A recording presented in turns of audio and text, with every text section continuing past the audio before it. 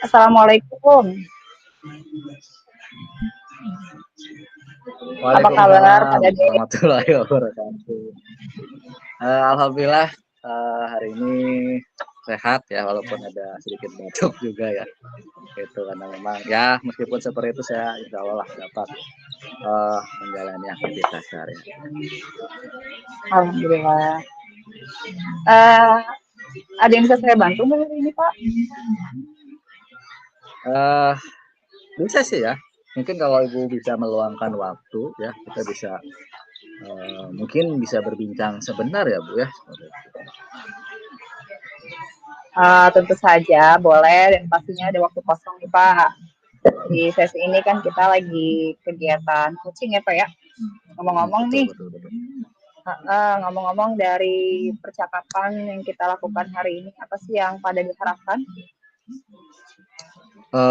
Ya sebenarnya ya dari dalam pembicaraan tentunya kita selalu ingin mencari sebuah solusi ya dalam setiap persoalan atau permasalahan ya seperti itu.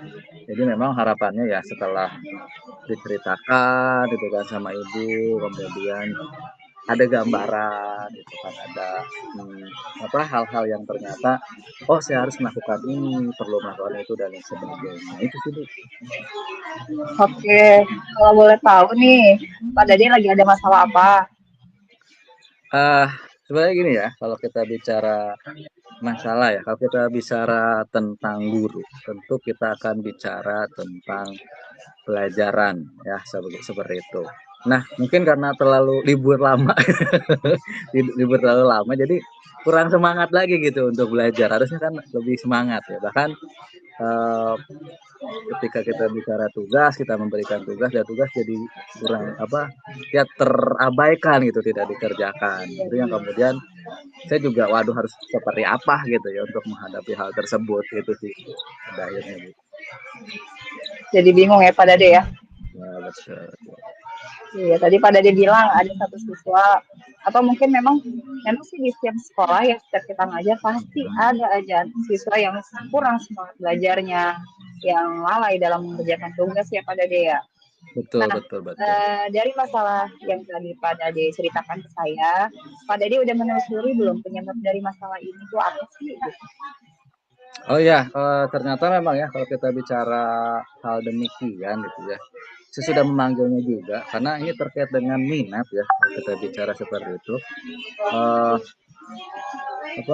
Ternyata anak tersebut juga memang kurang begitu minat dengan mata pelajaran saya seperti itu salah satunya. Jadi mungkin dia bisa menganggap enteng, menganggap remeh dan jadi tidak minat pada itu. Berarti Pak Dade udah mengamati ya. Betul, betul, betul. Nah, kenapa sih dia nggak suka sama pelajaran Pak Dade? Iya, jadi memang ya tadi ya, setelah saya tanyakan itu kan, karena kan bahasa Indonesia itu kan berkaitan dengan teks ya.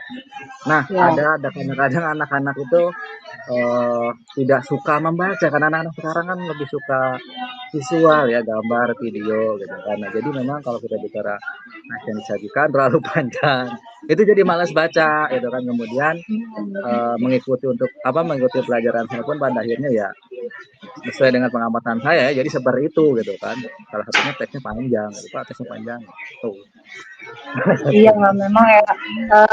Apa namanya minat literasi anak-anak sekarang tuh sangat kurang ya Pak Dade ya. Betul. Betul, Di sekolah betul, saya juga betul. sama gitu. Nah, kira-kira seperti apa sih kondisi ideal yang pada diharapkan nih pada murid tersebut? Ya, kalau ideal ya, ideal itu misalkan Hmm, mungkin semua guru ya, tidak hanya saya, tapi kalau dari sudut pandang saya hmm. ya, murid itu eh, semangat gitu kan mengikuti pelajaran saya gitu kan, antusias seperti murid-murid yang lain seperti itu. Tadi itu. Oke. Kalau begitu, apakah ada yang bisa Bapak lakukan untuk meningkatkan motivasi belajar? Gimana tuh Pak? Eh, ada ya, kalau berdasarkan yang saya amati itu ternyata memang ya saya kurang menerapkan metode pembelajaran ya yang dengan baik gitu kan sehingga semangat anak itu menjadi berkurang kemudian untuk mengikutinya pun pada akhirnya dia jadi apa yang saya terapkan itu yang tidak mengikuti pada ini setengah-setengah gitu kan. Jadi Hmm, hal yang akan saya lakukan ya mungkin menerapkan metode pembelajaran yang ya ini ya karena anak itu kebutuhannya beda-beda jadi sesuai dengan kebutuhan mereka tentunya juga harus ada ice breaking juga itu kan karena baca teks juga kan lumayan seperti itu. Serta oke. juga memilih media yang memang menarik juga gitu kan. Itu sih Bu. Iya. Oke. Nah, dari pengalaman Pak Dade nih, dari ceritanya, kira-kira metode yang pernah berhasil nih pada dilakukan di kelas untuk meningkatkan motivasi belajar. Hmm. Kalau itu ya salah satunya mungkin setiap dalam pembelajaran penting ya, penting kita Hmm, menerapkan ice breaking gitu kan. Apalagi pelajaran saya ya teks bahasa Indonesia gitu hmm, panjang. Jadi biar mereka juga bisa bisa termotivasi juga. Misalnya kan kalau bahasa Indonesia kita bisa pakai pesan berantai seperti itu, tepuk-tepukan ya, atau seperti apa gitu kan. Tentunya secara berkelompok ya, dengan berkolaborasi dengan anak juga ya seperti itu. Jadi menyampaikan pesan yang dibaca secara berantai, ya otomatis siswa juga tetap membaca teks seperti itu. Yang memang pada akhirnya sesuai dengan harapan yang saya inginkan tadi, ideal ya, teknik hmm, jam dalam sebuah pembelajaran lah seperti itu ya. Jadi sehingga siswa dapat terlibat gitu kan dalam pembelajaran yang berjalan sebenarnya. Itu sih Bu. Hmm. luar biasa pengalaman Pak Dade ya. Nah, kalau misalnya nih, saya minta Pak Dade untuk nge-rating tadi metode yang tadi itu yang Pak Dade ceritakan dari angka 1 sampai 10. Menurut Pak Dade sendiri, seberapa sih tingkat keberhasilan metode itu untuk menarik minat belajar murid, apalagi di literasi ya? Oh kalau di saya mungkin saya akan memberikan 8 ya seperti itu Bu. Oke, alhamdulillah berarti udah bagus itu metodenya ya Pak ya. Nah, Ya. selanjutnya nih, apa sih rencana yang Pak Dadi lakukan? Terus gimana sih langkah-langkahnya? Coba diuraikan, Pak. Yang jelas harus menerapkan metode pembelajaran yang memang bervariasi ya, bervariasi, Hmm, berdiferensiasi gitu kan. Dan juga jangan lupa juga diselingi dengan ice breaking tadi gitu kan karena memang biar menambah motivasi dan antusiasme belajar. Ya, contohnya tadi ya, kalau di pelajaran bahasa tentu berkaitan dengan bahasa ya pesan berantai gitu yang sudah saya tadi ceritakan gitu kan. Kemudian mengupdate lagi informasi gitu kan. Kemudian, eee, ya tentunya kita harus memikirkan juga bagaimana metode ini harus tetap berpihak kepada murid, tentunya agar apa, agar tujuan pembelajaran kita dapat tercapai. Itu sih kalau dari saya sendiri. iya. Baik, Pak Dade. Nah, siapa yang bisa membantu Pak Dade dalam menyusun maupun melaksanakan rencana tersebut? Kalau ini ya membantu untuk menyusun ya tentu ya pemangku kebijakan kepala sekolah gitu kan, terus juga teman atau rekan sejawat gitu kan dan juga wali murid gitu kan. Ya kadang memang orang tua juga bisa sih seperti itu. Yang lebih umumnya rekan sejawat. Oke, kira-kira menurut Bapak nih, berapa lama waktu yang Bapak butuhkan untuk melakukannya? Eh kalau untuk membutuhkan waktu, kita bicara waktu ya, kalau hal ini sih bisa diterapkan dengan cepat ya. Cuma memang kita lihat pencapaiannya seperti itu ya. Apakah eh, instan atau dengan membutuhkan waktu yang lama kalau kita bicara pencapaian seperti itu sih. Kalau diterapkan bisa bisa diterapkan besok juga bisa seperti itu. Karena Iya, pencapaiannya. butuh waktu yang lama emang ya Pak ya, nggak bisa instan ya Pak Dade Iya, ya. betul. Oh, betul. Kapan Pak Dade ini kira-kira bisa mulai melaksanakan rencana ini? Eh kalau bisa secepatnya mungkin ya secepatnya Bu ya karena memang kita harus belajar dan berubah kan seperti itu. Agar apa? Agar ya tadi juga murid kan punya hak untuk mendapatkan kebutuhan mereka dalam belajar. Artinya ketika hak-hak sudah terpenuhi gitu kan, pembelajaran juga terlaksana sesuai dengan yang tentunya kita inginkan dan juga yang murid juga inginkan juga jadi dua belah pihak gitu. Tidak hanya kita sendiri pada akhirnya seperti itu. Itu Bu Dep. Oke Pak. Nah kemudian komitmen seperti apa sih yang pada dilakukan agar rencana ini berjalan dengan baik, Pak? Yang pertama, kita harus konsisten ya. Kadang-kadang kalau kita tidak konsisten juga berantakan juga seperti itu. Betul. Jadi harus terus-menerus update juga informasi dan jangan lupa juga kolaborasi ya, baik dengan teman sejawat gitu kan, kita berbagi praktiknya juga gitu kan, dengan guru-guru yang lain maupun guru-guru di luar juga kan, tidak hanya di dalam sekolah ya, di luar juga kan, di MDMP bisa seperti itu. Tentunya ini bisa menambah kompetensi diri gitu kan sebagai seorang guru untuk menerapkan pembelajaran di kelas dengan melihat gaya belajar murid yang berbeda-beda seperti itu. Baik, Pak Dade. Adakah dukungan dari pihak lain yang Bapak butuhkan? Kalau kita bicara dukungan ya tentu ya sangat mendukung itu ya di pihak sekolah sendiri, sarana prasarana gitu kan, moral juga, kemudian ya pimpinan juga pasti gitu kan. Mungkin selain itu juga yang paling penting yaitu tekan sejawat juga, tekan internal. Biar apa? Mereka juga bisa mengingatkan agar kita tetap tadi konsisten tadi. Oke, oke. Semoga rencana Bapak berjalan dengan lancar ya Pak Dade ya. Wah, betul betul betul. Oke. Saja langkah-langkahnya luar biasa, itu bagus sekali Pak Dade untuk diterapkan. Nah, bagaimana perasaan Bapak kalau kita berbincang-bincang sejenak ini? Alhamdulillah ya, kalau kita berbicara seperti ini, karena kan biasanya kita memendam gitu ya, kemudian Ya, kita tidak mengeluarkan. Dengan adanya berbincang seperti ini ya, coaching seperti ini, berbincang, kemudian mengungkapkan perasaan. Jadi memang apa ya, saya merasa ini terpecahkan, ada solusi, setidaknya seperti itu. alhamdulillah ya Pak Senang, ya. senang, jadi senang. Syukurlah. Iya. Ada hal lain nggak Pak Dade yang mau disampaikan lagi? Ah, cukup ya Bu, kalau untuk hal dalam pembelajaran saya itu sendiri gitu kan. Jadi juga saya juga berterima kasih juga karena memang Ibu sudah meluangkan waktu gitu kan untuk berbincang dengan saya dan akhirnya menemukan solusi-solusi ya dari permasalahan yang saya hadapi seperti itu. Saya sangat senang ketika ada pembicaraan atau berbincang seperti ini. Terima kasih Bu seperti itu ya. Alhamdulillah. Saya juga senang Pak Dade mendengar cerita Bapak. Jadi nambah pengalaman nih. Saya juga ya nambah pengalaman, nambah ilmu.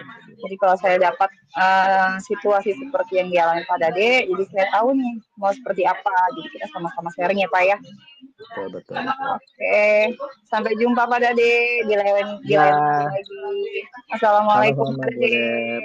Waalaikumsalam warahmatullahi wabarakatuh. Terima kasih. Sama-sama. Klub.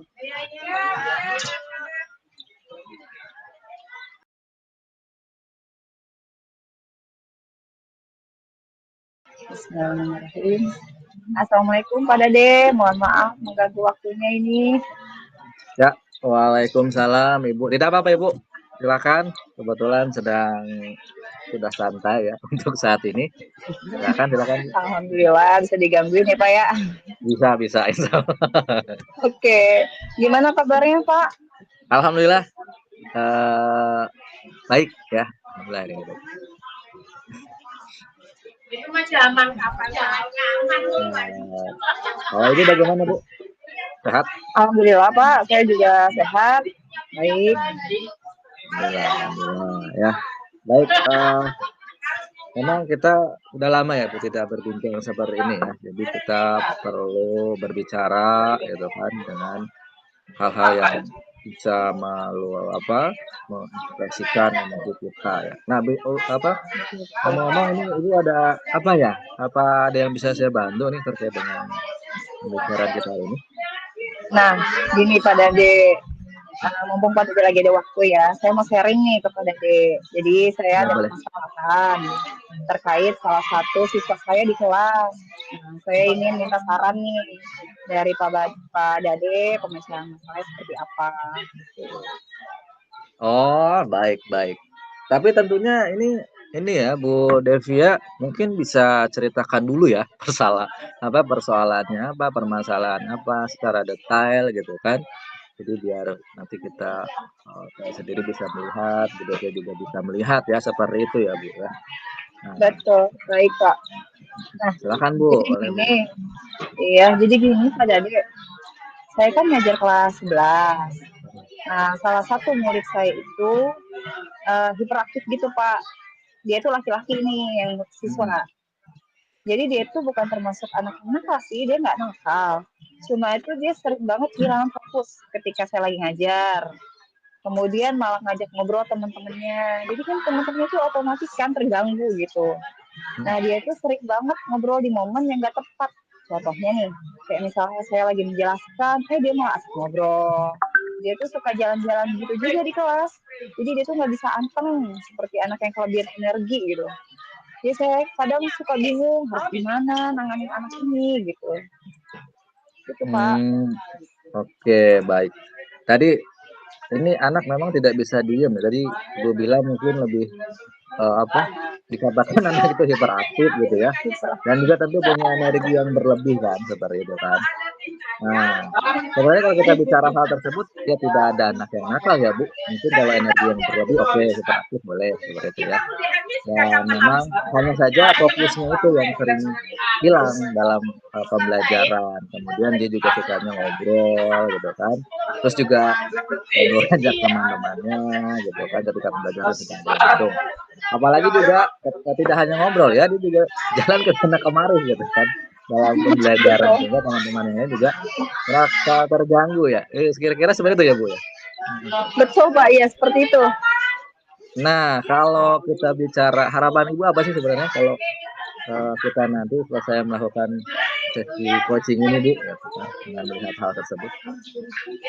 Ya, jadi saya sangat berharap nih setelah sesi coaching dengan Pak Dade ini selesai, nanti saya bisa nemuin solusi untuk menyelesaikan permasalahan terhadap murid saya ini. Jadi saya tuh ingin fokus mencari solusinya gitu Pak. Pengen anak itu bisa fokus dalam pembelajaran, gak jalan-jalan, gak mondar-mandir gitu loh Pak. Tapi saya bingung harus ngapain. Baik. Berarti memang ini harapan Bu Devia juga memang sebenarnya yang diharapkan juga dengan guru-guru lain sebenarnya seperti itu ya. Tidak hanya Bu Devia seperti itu ya. Guru-guru lain juga melihat ini anak harus apa kalau kita belajar nyaman tertib gitu kan tenang kan seperti itu ya. Jadi memang harapan ibu juga harapan ibu bapak ibu guru yang lain seperti itu. Iya betul Pak. Saya ingin membantu murid saya sih untuk kembali fokus lagi dan tidak mengganggu teman-temannya itu. Baik ya. Jadi memang kalau kita bicara anak fokus ini, kita lebih ke bagaimana menyadarkan kembali murid tersebut ya. Tentunya dengan manajemen diri yang baik, kemudian ya itu idealnya seperti itu ya Bu ya. Tentunya. Jadi menurut saya murid yang memiliki kesadaran diri yang baik itu gimana ya, dia tuh harus paham betul gitu posisi dia di saat itu harus seperti apa gitu. Jadi saya pengen tuh dia itu sadar apa yang harus dia lakukan di saat itu dan apa yang nggak boleh dia lakukan di saat itu. Jadi dia bisa fokus untuk melaksanakan sesuatu yang ada di hadapannya dia gitu loh Pak. Jadi mental itu dalam mengikuti pembelajaran itu Pak menurut saya. Oke, ya memang saya sangat setuju ya Bu ya. Jadi memang pandangan Bu Devia tentang kondisi ideal murid dalam pembelajaran gitu kan. Terus juga ingin memiliki fokus yang baik gitu kan. Terus juga ditambah memiliki kesadaran diri gitu kan dari siswa tersebut. Ditambah lagi juga punya manajemen diri yang baik juga gitu kan. Fokus, kesadaran diri, manajemen diri gitu ya. Ya sama ini memang kalau kita bicara ya tentu hal-hal ini tidak Ibu Rafa alami saat ini saja ya gitu kan. Nah, apa sih yang Ibu Devia lakukan dalam mengatasi murid tersebut biasanya? Jadi yang udah saya lakukan itu untuk murid yang hiperaktif itu kemarin tuh saya udah nasihatin ketika dia melakukan hal-hal yang di luar yang tidak seharusnya, kayak misalnya dia jalan-jalan saat jam pelajaran, ngajak temannya ngobrol di saat saya lagi menjelaskan. Saya juga udah ngingetin gitu Pak. Saya jelaskan bahwa yang kamu lakukan itu mengganggu teman loh gitu. Seharusnya nggak boleh. Saya nasihatin kayak gitu. Nah, di saat itu tuh dia iya-iya aja, tapi di saat pertemuan berikutnya diulangin lagi. Gitu Pak. Jadi kayak merasa merasa bersalah hanya saat saya nasihatin, tapi di berikutnya dia nggak merasa bersalah, jadi ulangi lagi gitu. Bahkan wali kelasnya udah memberikan dia tanggung jawab kepercayaan sebagai ketua kelas. Nah, dia ini ketua kelas juga. Tujuannya kata wali kelasnya itu untuk menjadi rem gitu bagi dirinya, menghindarkan dia dari hal-hal yang tidak baik. Tapi ternyata wali kelasnya bilang dampaknya belum signifikan. Baik Bu Dev, sebenarnya kalau saya telisik ya apa yang Ibu Devia utarakan tadi, ya Ibu Devia sudah melakukan langkah-langkah yang memang sudah sesuai ya tadi, menasehati sudah, mengingatkan sudah, menegur sudah, kemudian sampai memberikan kepercayaan gitu ya kepada anak tersebut. Tapi ternyata ini belum berdampak juga gitu kan secara signifikan. Iya. Nah, kira-kira memang mungkin ada yang kurang atau apa yang menurut Bu Devia ini yang belum Ibu lakukan ya selama ini? Yang Apa ya? perlu dilakukan. Oh, mungkin ini kali ya Pak ya, mengintegrasikan pembelajaran sosial emosional di dalam pelajaran kali ya di saat KBM di jam saya. Mungkin seperti itu kali ya Pak. Pembelajaran sosial emosional. Ya, memang pembelajaran betul Bu Dev, betul ya. Jadi bagaimana kita tadi ya langkah-langkah yang sudah Bu Devia lakukan, kemudian hanya kurang lagi PSE tadi ya pembelajaran sosial emosional. Nah, kemudian makanya kita juga harus mengintegrasikan itu ya. Jadi memang kalau kita bicara penting atau tidak, seberapa penting sih menurut Ibu ini PSE dengan pembelajaran coba? Iya. Kalau menurut saya pembelajaran sosial emosional itu sangat penting ya Pak ya. Jadi saya sebagai guru mapel juga perlu mengintegrasikan kompetensi sosial emosional nih, biar anak ini memiliki kesadaran diri, biar dia itu paham posisinya, dia bisa menempatkan dirinya di waktu dan momen yang tepat, jadi bisa manajemen diri yang baik, gitu Pak. Oke, baik. Ya, saya sangat setuju sebenarnya ya apa yang Ibu Devi sampaikan tadi gitu kan. Fungsi dari pembelajaran emosional, kemudian jadi biar anak mengenali emosinya gitu kan. Dan juga bisa menumbuhkan kesadaran diri. Tadi kan kalau kita bicara ini kurang signifikan, oh kesadaran dirinya yang ternyata yang belum terbangun gitu kan. Sehingga di sana juga dapat ini ya menumbuhkan manajemen diri juga yang baik pada akhirnya. Ya, kalau kita bicara alternatif atau jalan lain misalnya ya yang bisa Ibu lakukan dalam mengatasi hal tersebut, ada tidak Bu? Kita bicara alternatif ya. Apalagi ya, oh ini saya kan memang belum pernah memanggil dia secara empat mata ya Pak ya. Mungkin nanti saya akan memanggil dia secara empat mata, kemudian saya akan menerapkan segitiga restitusi, sepertinya demikian Pak. Berarti ini mengintegrasikan ini lagi materi yang lain juga ya terkait dengan segitiga restitusi. Baik ya. Fungsi dari segitiga restitusi itu apa ya kalau bagi Bu Devia sendiri? Gini, menurut saya Pak, kalau kita melakukan segitiga restitusi itu, kita dapat menstabilkan identitas anak. Kemudian harapannya biar dia itu menyadari kesalahannya, kemudian punya rasa tanggung jawab untuk memperbaiki kesalahannya itu tanpa merasa dirinya itu terpuruk. Ya seperti menumpuk tanggung jawab Pak gitu. Jadi tanggung jawabnya itu harus kita timbulkan dari dirinya sendiri. Oke, ini luar biasa ya alternatif yang Bu Devia ya. Saya sangat setuju ya karena memang tadi sudah ada PSE pembelajaran sosial emosional, kemudian menggunakan alat atau pisau bedahnya ya, ibaratnya pisau bedahnya dengan menggunakan segitiga restitusi gitu kan agar si anak ini kembali tersadar tanpa memojokkan anak tersebut atau memojokkan anak tersebut. Oke, nah kalau kita bicara kembali ya, menurut Bu Devia ada langkah-langkah lain tidak yang dapat membantu murid tersebut gitu, agar dia bisa terlepas dari persoalannya? Izin sebentar ya Pak. Boleh. Batuknya. Sampai sedih ya.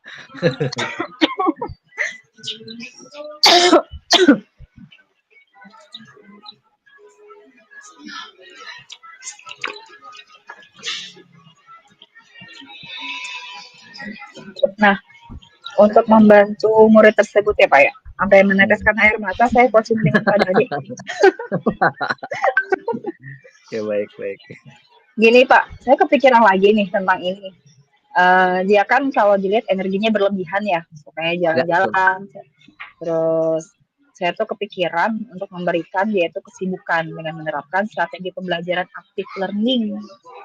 Jadi nanti saya wujudkan di diferensiasi proses, di mana nanti saya menyusun pembelajarannya dengan sesuatu yang bisa mengalihkan perhatiannya dia. Jadi saya salurkan tuh energinya ke arah yang lebih baik. Itu sih Pak tadi saya kepikiran seperti itu. Oh, berarti ini ya Bu, dengan melaksanakan pembelajaran berdiferensiasi proses karena untuk memfasilitasi energi yang berlebih tadi ya seperti itu ya. Oke, Iya begitu itu Pak. bisa terfasilitasi menurut Bu Devi ya dengan itu saya. Insya Allah iya begitu Pak. Oke, baik. Kalau kita bicara menurut Ibu itu bisa atau apa? Bisa tidak? Secara detailnya seperti apa? Mungkin ada gambarannya, bisa Bu Devi apa paparkan. Jadi memang selama ini tuh saya belum memfasilitasi secara maksimal anak-anak yang kinestetik. Kebetulan itu saya lebih banyak ke audio visual Pak. Nah, saya berpikir untuk membuat pembelajaran di luar kelas, seperti misalnya ular tangga raksasa, yang dimana dia tuh bisa bergerak ke sana kemari. Pokoknya saya mau buat pembelajaran itu di luar kelas, sehingga anak tersebut bisa menyalurkan energinya ke pembelajaran yang akan saya laksanakan. Gitu sih. Oke, baik. Kalau bicara seperti itu berarti lebih ke praktikum atau aktivitas kegiatan ya dalam pembelajaran ya. Iya.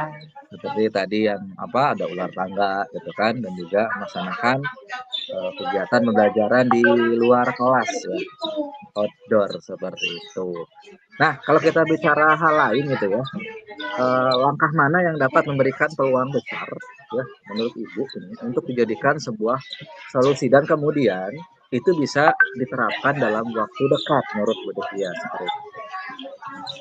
Kalau dalam waktu dekat ini, saya rasa yang option ketiga Pak, yang terakhir tadi saya ceritakan ke Pak Dade,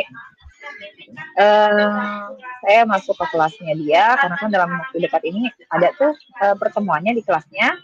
Saya berpikir saya harus secepat mungkin menyusun strategi pembelajaran yang memfasilitasi dia sebagai anak kinestetik itu. Jadi saya pikir yang solusi ketiga kayaknya Pak. Solusi ketiga, oke baik ya. Jadi dalam melaksanakan strategi pembelajaran active learning ya seperti itu ya. Kita bisa bicara berarti anak ini lebih fokus dan tidak mengganggu temannya yang lain seperti itu ya mungkin ya Bu Devi ya. Ya. Nah ya seperti itu Pak harapannya. Betul. Nah kalau kita bicara itu ya Bu, siapa saja nih yang bisa membantu Ibu untuk menyusun, menyiapkan ya rencana aksi yang Ibu ingin terapkan? Iya, paling saya nanti akan berbagi praktik baik, berbagi trik-trik menghadapi anak tersebut dengan rekan sejawat yang sama-sama mengajar di kelas anak tersebut nih Pak. Kemudian saya melibatkan wali kelas untuk sharing terkait perkembangan anak tersebut secara kontinu jadi Pak. Oke, bagus ini Bu ya. Semakin di sini bagus ya. Apa sih hal-hal yang dipaparkan oleh Bu Devia ya, karena kan apa melibatkan murid gitu ya, kemudian rekan-rekan sejawat ya yang mengajari kelas gitu kan, wali kelasnya juga ya Bu seperti itu ya dilibatkan Iya ya. betul Pak. Oke baik. Kira-kira Bu kalau kita bicara waktu pelaksanaan penerapan, kapan kira-kira ini bisa diterapkan Bu? Saya sih rencananya melakukan secepatnya ya Pak ya. Kan lebih cepat lebih baik ya Pak. Ya betul. Nanti di pertemuan berikutnya nih yang akan datang itu langsung saya terapkan, insya Allah.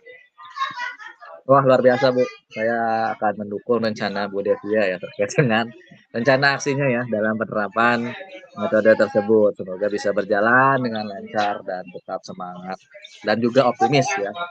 Hal-hal yang memang Ibu ingin terapkan jangan ragu gitu kan. Dan juga untuk menerapkannya ke depan nanti 2 minggu kemudian ya ketemuan hari ini ya kita jadwalkan lagi. Mungkin bisa untuk melaksanakan coaching ya, karena memang sesi berikutnya seperti itu. Karena memang kalau kita bicara mendengarkan, menyimak, dan lain sebagainya yang dilakukan oleh Bu Devia ini sangat luar biasa sekali ya. Saya antusias sekali mendengar seperti itu. Iya, baik siap Pak Dade. Mohon doanya, supportnya ya Pak. Ya, baik, baik. Ya Bu Devi. Baik Pak Dade, alhamdulillah saya sudah merasa tahu harus melakukan apa. Saya mohon pamit dulu. Terima kasih banyak Pak Dade atas sesi coachingnya pada hari ini. Jadi saya punya Sama, tuh gambaran apa sih yang harus saya lakukan berikutnya gitu. Buat ya. baik, baik Bu. Sama-sama Bu, jangan sungkan kita bercerita, eksplorasi gitu kan dalam sesi coaching. Mungkin lain waktu ya seperti itu. Oke, Ya. siap Pak Dade. Terima kasih banyak Bapak. Kalau begitu saya pamit undur diri dulu ya Pak. Terima kasih Pak Dade. Ya. Assalamualaikum Sama-sama Bu warahmatullahi Devia. wabarakatuh. Waalaikumsalam warahmatullahi wabarakatuh.